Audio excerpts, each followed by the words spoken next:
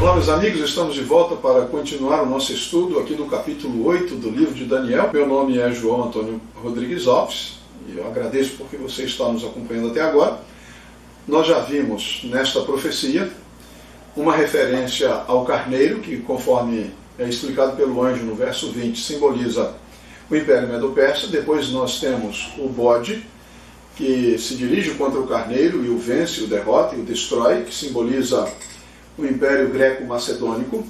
Depois nós vimos também que o grande chifre deste bode, que simbolizava Alexandre, que foi quebrado, simbolizando aqui a morte de Alexandre, sendo substituído por 4 chifres notáveis que simbolizam a divisão do Império de Alexandre após a sua morte, os 4 generais que assumiram ali as partes do Império e reinaram sobre ele, constituindo assim os reinos helenísticos.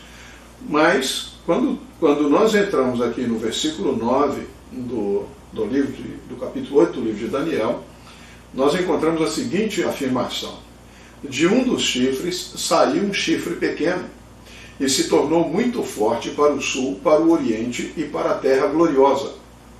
Cresceu até atingir o exército dos céus. Alguns do exército e das estrelas lançou por terra e os pisou. Sim, engrandeceu-se até ao príncipe do exército. Dele tirou o sacrifício costumado, e o lugar do seu santuário foi deitado abaixo. O exército lhe foi entregue com o sacrifício costumado, por causa das transgressões, e deitou por terra a verdade, e o que fez prosperou.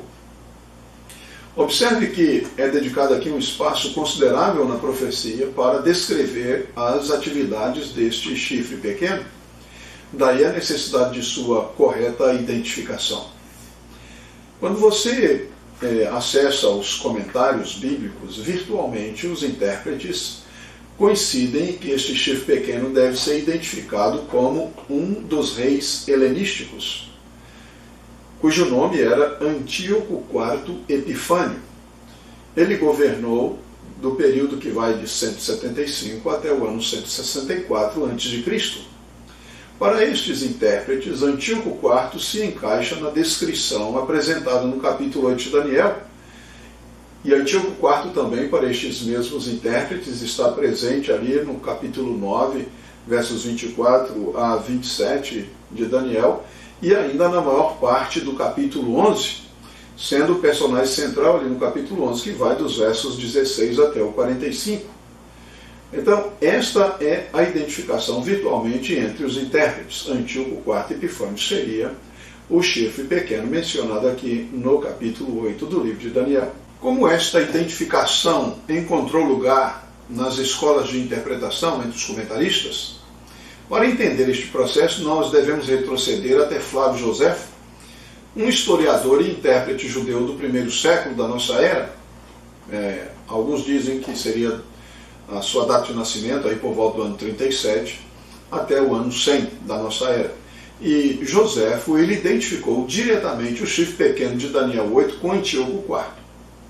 Deve ser observado, porém, que Joséfo não extraiu as suas conclusões a partir de uma interpretação do texto bíblico de Daniel. Pelo contrário, Joséfo ele foi conduzido neste processo pela narrativa construída pelo autor do primeiro livro dos Macabeus. E quem foi o autor do primeiro livro dos Macabeus? De fato, não sabemos. É um autor anônimo, um judeu anônimo da Palestina, que escreveu esta obra por volta do ano 100 a.C. A fraseologia comum entre aquilo que está registrado no livro de Macabeus e o que se encontra registrado por Joséfo evidencia que Joséfo dependeu da narrativa de 1 Macabeus na sua interpretação. Na avaliação do teólogo Hans Larondelle, este é um caso em que os eventos correntes ou eventos dramáticos na vida do povo judeu foram usados na interpretação da profecia bíblica. De acordo com o relato de 1 Macabeus, a profanação do Templo de Jerusalém durou em torno de 3 anos. A evidência de que Joséfo não trabalhou diretamente o texto do livro de Daniel é que ele não considerou o período das 2.300 tardes e manhãs, mas reduziu para 1.296 dias, numa tentativa de ajustar a profecia de Daniel com o relato encontrado em 1 Macabeus. Posteriormente, um bispo nas vizinhanças de Roma, chamado Hipólito, escreveu um comentário sobre o livro de Daniel, aí na primeira metade do terceiro século. E neste comentário, no capítulo 8, no verso 10, Hipólito identificou o chifre pequeno como sendo Antíoco Epifânio. Só que, à semelhança de Flávio Joséfo, Hipólito não derivou a sua conclusão da análise pura e simples do texto bíblico, senão que, como Joséfo também, ele baseou a sua interpretação nas informações que ele encontrou no livro de Macabeus. Então, existe uma dependência quando você faz uma análise daquilo que Hipólito escreveu e compara com aquilo que está escrito no livro de 1 Macabeus, você vai perceber que existe uma dependência literária interpretativa bastante evidente. Uma observação adicional acerca do trabalho de Hipólito é que ele, como Flávio Joséfo, também reduziu as 2.300 tardes de manhãs, que são mencionados aqui no capítulo 8, no verso 14, para 1.300 dias. Joséfo reduziu para 1.296 e Hipólito reduziu para 1.300. Embora não se encontre nenhum manuscrito bíblico que dê apoio para esta leitura alternativa. Resumindo as interpretações iniciais, nós descobrimos que aqueles que aplicaram o símbolo do chifre pequeno a Antíoco Epifânio foi, primeiro, o autor anônimo do livro de 1 Macabeus, em harmonia com os acontecimentos do seu tempo.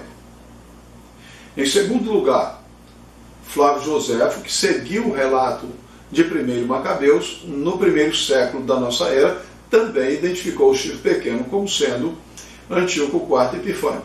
Posteriormente, no início do terceiro século, Hipólito, um cristão bispo nas vizinhanças de Roma, no seu comentário sobre o livro de Daniel, também fez esta aplicação do símbolo do chifre pequeno a Antíoco Epifânio. A partir daí, Porfírio, que escreveu na segunda metade do terceiro século, e este Porfírio era um filósofo pagão, inimigo do cristianismo, ele aplicou consistentemente o símbolo a Antíoco Epifânio, no que é seguido pela maioria dos intérpretes na atualidade. Esta linha do tempo na história da interpretação nos levou até o livro de 1 Macabeus, cujo autor é completamente desconhecido. Os pesquisadores concordam que o livro apareceu por volta do final do segundo século a.C. na Palestina, e é uma reflexão acerca dos acontecimentos políticos e religiosos daquele tempo. Deve ser mantido em mente, entretanto, que o preconceito religioso do autor pode ter influenciado sua interpretação dos eventos.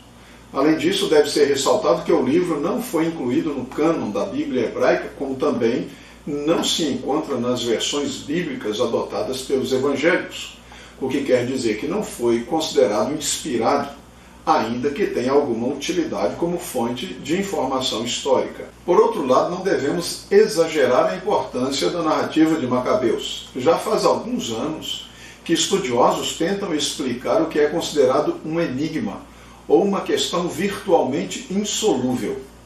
Que questão é esta?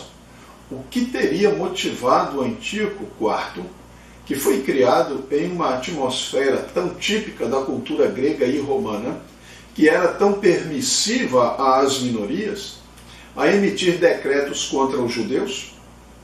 Há três principais abordagens adotadas pelos historiadores. A primeira abordagem é que os decretos foram motivados primariamente por um desejo de Antíoco de espalhar o helenismo ou unificar culturalmente o império. Contra esta posição milita o fato de que os governantes seleucidas nunca pretenderam helenizar os povos das áreas que eles controlavam, mas simplesmente transformá-los externamente, politicamente, em polis gregas, ou seja, cidades-estados, sem abolir a religião ou a cultura local. A segunda possibilidade é que os líderes judeus helenistas estavam por trás da emissão dos decretos. Na interpretação de Feldman, aparentemente não foi Antíoco, mas os reformadores helenísticos de Jerusalém, o sumo sacerdote Jasão e seu rival Menelau e seu grupo, quem foram os reais iniciadores dos decretos, resultando no que pode ser considerada uma guerra civil entre os judeus reformados helenizados, que procuravam integrar os judeus na cultura grega, incluindo a religião grega, e os judeus tradicionais que cumprem a Torá. Esta sugestão já havia sido apresentada no século XIX por um autor cujo nome é Samson Rich. E há uma terceira possibilidade: os decretos foram primariamente uma resposta de Antíoco ao que ele percebeu como uma revolta dos judeus. Nós encontramos essa informação no segundo livro dos Macabeus, capítulo 5, verso 11. O que aconteceu para que Antíoco assim interpretasse a situação? Circulou ali na Palestina um rumor acerca da morte de Antíoco por volta do ano 169 a.C. E isto fez com que Jasão reunisse um pequeno exército de aproximadamente 1000 homens. E então Jasão liderou um assalto contra Jerusalém com o objetivo de assumir a posição de sumo sacerdote. E isto levou, inevitavelmente, a muitas mortes. Você pode conferir essa informação em 2 Macabeus, no capítulo 5 também. Assim concluiu Victor Cherikover. Está claro que Antíoco agora considerou Jerusalém como uma cidade hostil e lidou com ela de acordo com esta percepção. Esta mesma conclusão é seguida por Mitchell First, para quem a leitura mais razoável de todo o material aponta para a punição de uma cidade rebelde como a motivação primária para os decretos. E ainda que admitindo a legitimidade de alguns documentos, que incluem uma linguagem que poderia ser interpretada como uma tentativa de Antíoco IV de converter os judeus aos costumes gregos, isto pode ter sido somente a forma externa com que Antíoco IV formulou as suas ações. Como bem observou Lester Grab, Antíoco estava preocupado com a política, e questões religiosas eram somente incidentais aos seus principais objetivos, que eram os da maioria dos políticos: dinheiro e poder. Podemos considerar ainda o argumento de Eric Green como uma quarta possibilidade. A perseguição, na verdade, era apenas um jogo de cena internacional, uma tentativa de projetar uma imagem de força após uma derrota humilhante que Antíoco sofreu frente ao embaixador romano Popílio Laenas. Antíoco havia invadido o Egito, e quando ele retornou para completar a sua missão no Egito, este embaixador romano o recebeu. E é dito que ele trouxe um informe do Senado romano, e ele então, esse embaixador, traçou um círculo em volta de Antíoco, e disse que Antíoco não deveria sair deste círculo antes que desse uma resposta a Roma.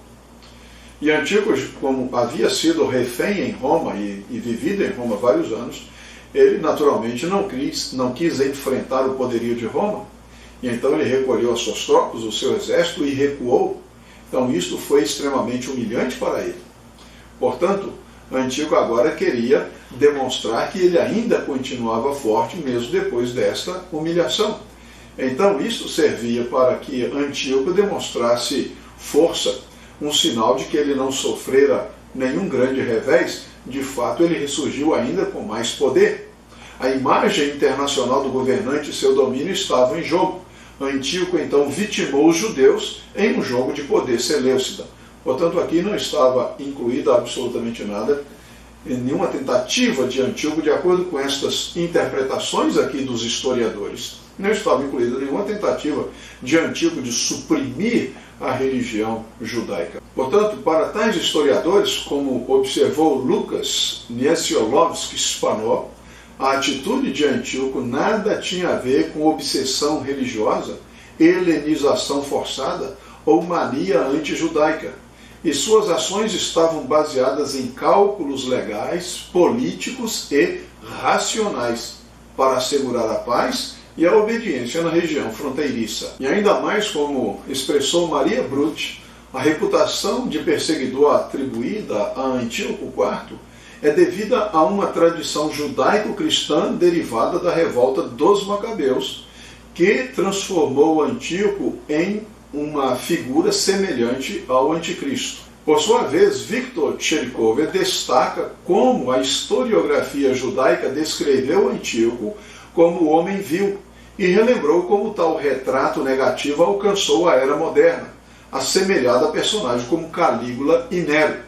Finalmente, uma avaliação isenta do retrato de Antíoco, que chegou até o presente, deveria considerar que a perseguição amplamente relatada em 2 Macabeus é uma composição literária particularmente elaborada que deve ser vista com olhar crítico. E como interpretar o tão propagado preconceito de Antíoco IV contra os judeus? Na verdade, de acordo com Nieziolovskis e Spanó, este seria o resultado e criação das necessidades literárias e ideológicas do escritor. Neste caso específico, seguindo ao segundo livro dos Macabeus. Entendemos que as mesmas necessidades também correspondem ao autor do primeiro livro dos Macabeus. Desta forma, os autores, tanto do primeiro livro como do segundo livro dos Macabeus, exploram elementos que apelam aos sentimentos básicos do ser humano, como o medo, induzindo um sentimento de terror no leitor diante dos atos de crueldade praticados pelo grande inimigo, neste caso, Antíoco IV Epifânio. Em uma narrativa tal, o tirano é desumanizado e ele é convertido em um monstro na imaginação do leitor, que se apropria do terror experimentado pelo personagem principal, identifica-se com ele e experimenta seus pensamentos e as suas emoções. Com isto, se pretende evocar no leitor uma resposta emocional favorável ao personagem e contrária ao monstro. Quem é o monstro? Antíoco Epifânio. E quais foram as monstruosidades cometidas por Antíoco Epifânio? Então, seguindo a estratégia narrativa, que mistura história e propaganda, são atribuídas a Antíoco Epifânio ações que alguns qualificariam como táticas de terror. Então, aqui é mencionado, por exemplo, o roubo do templo de Jerusalém, está registrado em 1 Macabeus, no primeiro capítulo, também no 2 Macabeus, no capítulo 5. Há uma informação de que houve um massacre em larga escala de civis, segundo Macabeus também no capítulo 5.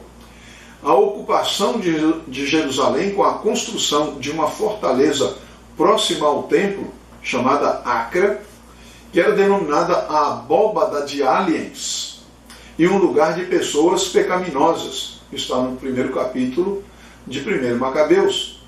Ainda, como uma descrição de monstruosidades, a narrativa diz que houve uma tentativa por parte de Antíoco de prescrever a religião judaica.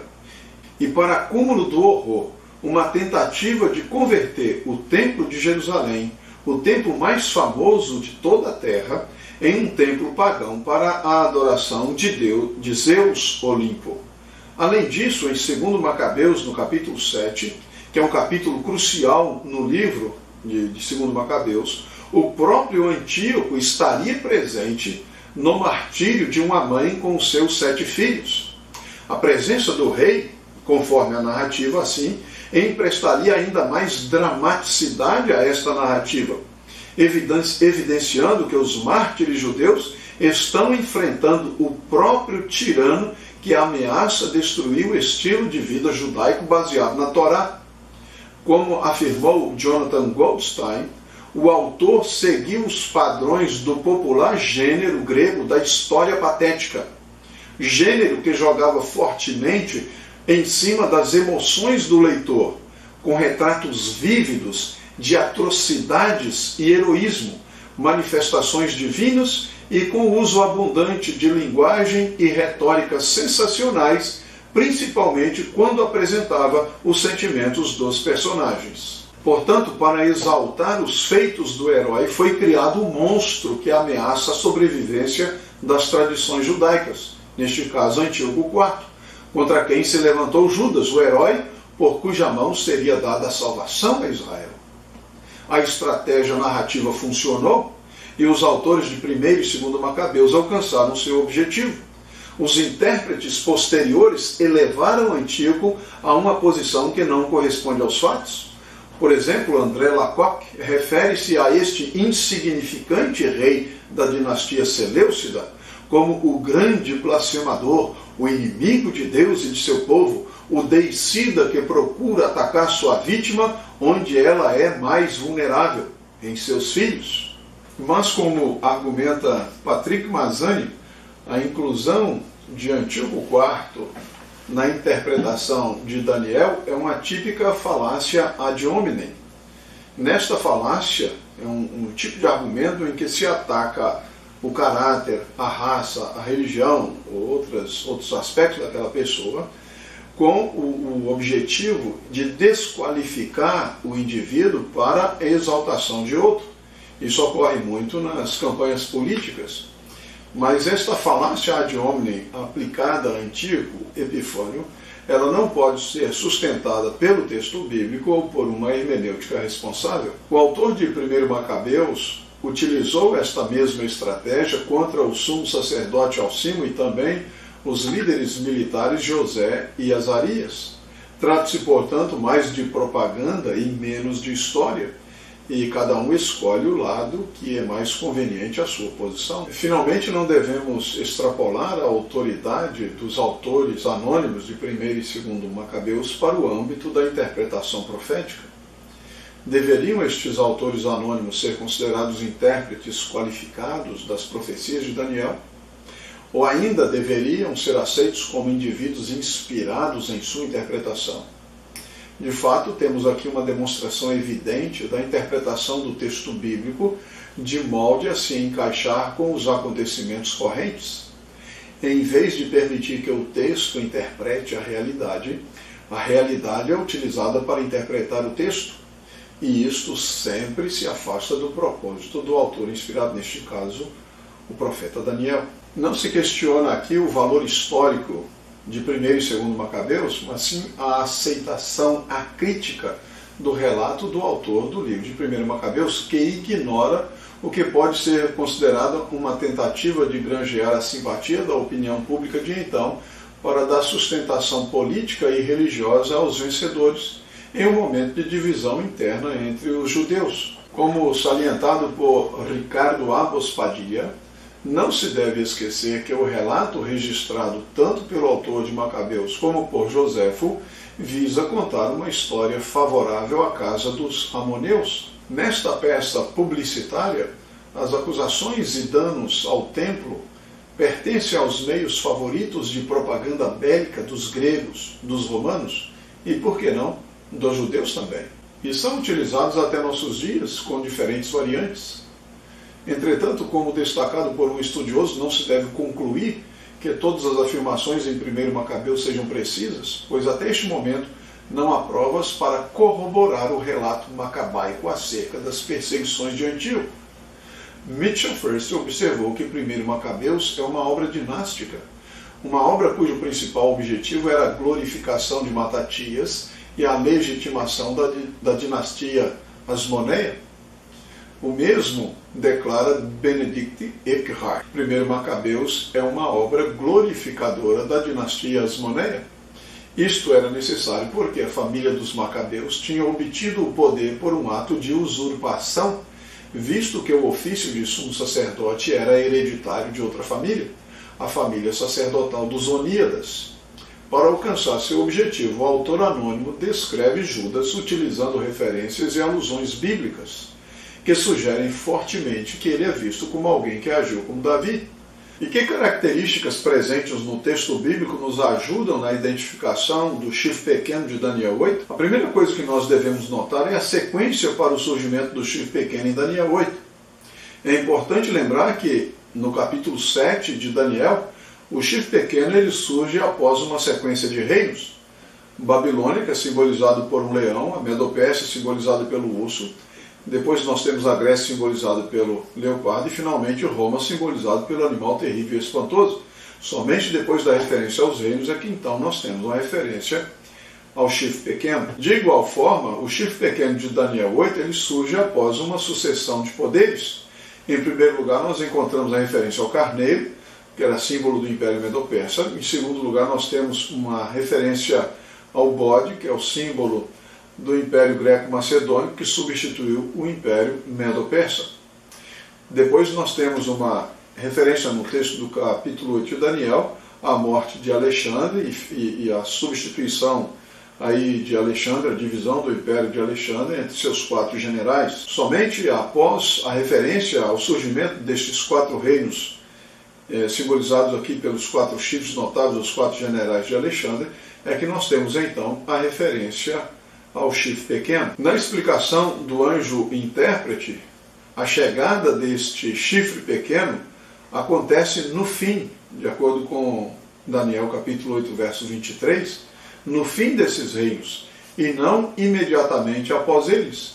Isto aqui já nos dá um marco temporal que nos ajuda a situar no tempo o momento de seu surgimento, ou seja, do surgimento do chifre pequeno, que seria muito distante do terceiro reino, ou seja, a Grécia. Martin Prevstal, ele argumenta de maneira bastante persuasiva que, intertextualmente, o foco sobre o chifre pequeno em Daniel 7 e sua diferenciação estrutural e sintática dos outros poderes reforça a conclusão de que o chifre em Daniel 8, 9 a 11 necessita também ser distinguido dos poderes anteriores simbolizados por animais, e constitui uma unidade estrutural própria. Desta forma, mais uma vez, Antíoco Epifânio é descartado como poder simbolizado pelo chifre pequeno. Com respeito à sua origem, se seguirmos um grande número de traduções bíblicas, não teríamos qualquer dúvida a respeito. O chifre pequeno teria se originado de um dos chifres que simbolizam a divisão do Império de Alexandre. A título de exemplificação, nós podemos ver o texto da Almeida Revista e Atualizada no Brasil, e está escrito assim, no versículo 9, capítulo 8 de Daniel: de um dos chifres saiu um chifre pequeno. Outras versões não são tão enfáticas quanto a origem do chifre pequeno, deixando margem para novas possibilidades de interpretação. Por exemplo, a Bíblia de Jerusalém, ela traduziu o texto da seguinte forma: de um deles saiu um chifre pequeno. Portanto, aqui a questão seria: de um deles, a que se refere este deles? A leitura que afirma que o chifre pequeno teria surgido de um dos chifres é adotada pelos intérpretes que insistem em identificar o chifre pequeno de Daniel 8 como sendo Antíoco IV Epifânio. É declarado, por exemplo, que o chifre pequeno é retratado como brotando de um dos 4 chifres notáveis do bode. Isto é, ele representaria Epifânio como um descendente da dinastia Seleucida, um dos 4 reinos que resultaram da ruptura do reino de Alexandre. Argumenta-se ainda que chifres não surgem dos ventos. Entretanto, deve ser lembrado que nós estamos diante de uma profecia simbólica e, como tal, os símbolos não expressam necessariamente a realidade da vida real. Basta lembrar os animais mencionados na visão simbólica de Daniel 7, onde encontramos, entre outros, um leão com asas e um leopardo com 4 cabeças e com 4 asas. Ninguém em sã consciência imaginaria que o profeta estaria descrevendo animais que poderiam ser encontrados, quem sabe, em algum zoológico muito raro. E aqui no capítulo 8 o simbolismo também é evidente. Um bode com apenas um chifre, parecido a um unicórnio, claramente destaca que nós estamos diante de um elemento simbólico. Portanto, argumentar que chifres não podem surgir a partir dos ventos é ignorar o simbolismo presente e muito evidente nesta profecia. Além disso, uma imagem e semelhança nós encontramos no livro de Zacarias, no capítulo 1, verso 18, onde são descritos 4 chifres avulsos que não estão conectados a qualquer animal e que representam poderes políticos que dispersaram a Judá, a Israel e a Jerusalém, evidenciando que o autor bíblico não obedece a certas limitações no momento de comunicar a mensagem de Deus. Assim, é necessário examinar o próprio texto para encontrar uma resposta que seja fiel à revelação divina e não simplesmente aceitar uma que se encaixa em um esquema pessoal e conveniente, ou mesmo para parecer sábio aos olhos da erudição crítica. Como temos feito antes, nós devemos aqui analisar o texto em si e permitir que as conclusões resultantes estejam em harmonia com a palavra revelada, e não sermos guiados por opiniões preconcebidas ou simplesmente porque a maioria pensa assim. Conforme nós mencionamos a Bíblia de Jerusalém, traduzido da seguinte forma: e de um deles surgiu um chifre pequeno. E a questão aqui é determinar a expressão de um deles, que descreve uma mudança de localização, referindo-se ao lugar do qual o chifre saiu e se separou. Agora, qual é o antecedente dessa expressão de um deles? O chifre pequeno surgiu de um dos chifres ou o chifre pequeno surgiu de um dos 4 ventos? Conforme o professor Elias Brasil, o autor da nossa lição, ele argumenta da seguinte forma: a estrutura gramatical do texto na língua original indica que esse chifre vem de um dos 4 ventos do céu. Baseando-se em considerações sintáticas, Martin Preston, na sua monumental tese de doutorado, analisando estes versos, ele apresenta as seguintes razões para definir o antecedente para a expressão de um deles como sendo os 4 ventos do céu. Em primeiro lugar, ele diz que a frase "os 4 ventos do céu" é o antecedente possível mais próximo da expressão de um deles, e, portanto, deve se referir a ela. Em segundo lugar, o fluxo das atividades de movimento descritas no verso 9.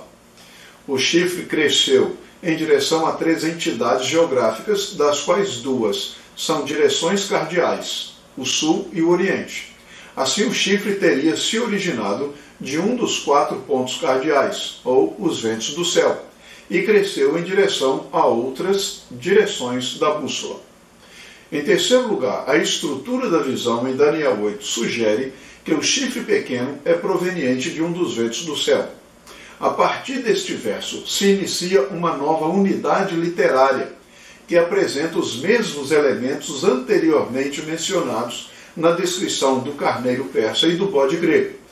Nós temos, em primeiro lugar, a identificação da origem, depois nós temos as direções da sua expansão e, finalmente, a indicação de seu poder ou da sua grandeza. Assim, por uma questão de consistência, a expressão de um deles deveria se referir a um dos pontos da bússola, ou seja, ao lugar de origem, que está contido na frase "os 4 ventos do céu". Estruturalmente, portanto, o chifre pequeno deve ser interpretado de forma independente dos poderes helenísticos simbolizados pelos 4 chifres, e não pode ser considerado uma continuação deles. Se, apesar das forças dos argumentos que nós apresentamos, alguém ainda insistir que a origem do chifre pequeno é de um dos chifres da divisão do Império Greco-Macedônico, de forma a identificá-lo com Antíoco IV Epifânio, nós queremos aqui apresentar a argumentação de William Shea. De acordo com Shea, o chifre pequeno deve ser identificado historicamente a partir de uma combinação do cumprimento de todas as suas características, e não apenas esta que diz respeito à sua origem.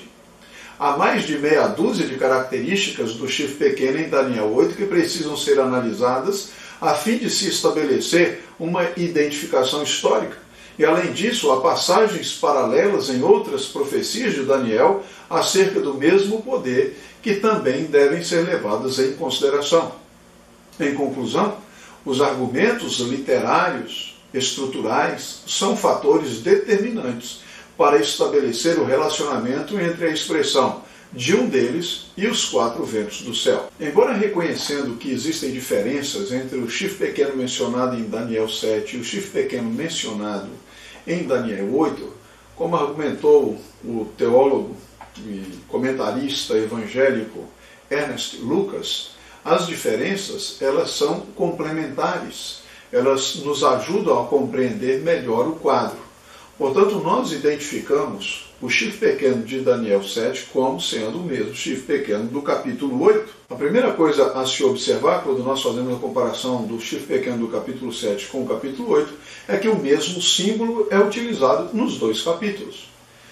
E também nós podemos aqui, seguindo ao nosso guia de estudos, na parte de segunda-feira, dizer o seguinte: ambos os chifres são pequenos no início.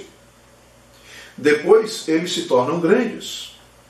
Em terceiro lugar, eles são poderes que perseguem. Em quarto lugar, ambos eles se engrandecem e também são blasfemadores. Em quinto lugar, ambos têm como alvo o povo de Deus. Em sexto lugar, ambos têm aspectos de sua atividade delineados pelo tempo profético.